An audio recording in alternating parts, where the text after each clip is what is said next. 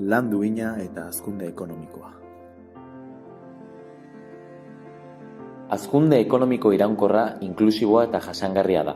Enplegu oso, produktiboa eta guztientzako lan duina bermatu eta sustatzea du helburu.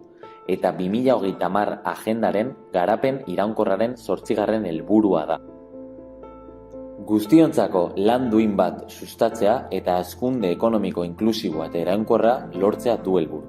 Munduko biztanleriaren erdia bizi da oraindik egunean $2 baliokidearekin. 5 ardatz daude.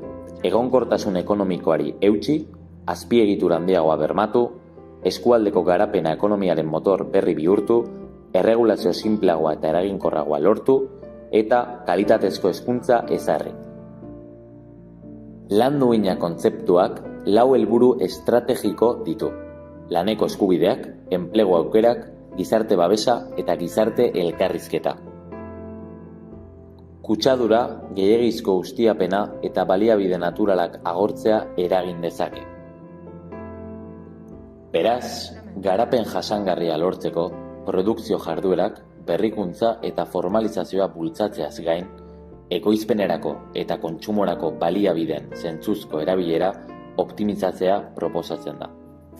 Azken urte hauetan sistema automatizatuek gorakada nabarmena izan dute enpresetan, langileari lan errazteko asmoarekin.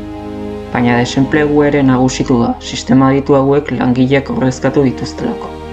Hortaz, informatikako ikasleek datozen urteetan sistemen programatzaileen naiz tekniko izango zaretenok erantzunkizunez jokatu beharko duzue, asmonarekin sortzen den tresna batek eragin txarra izan dezakeelako.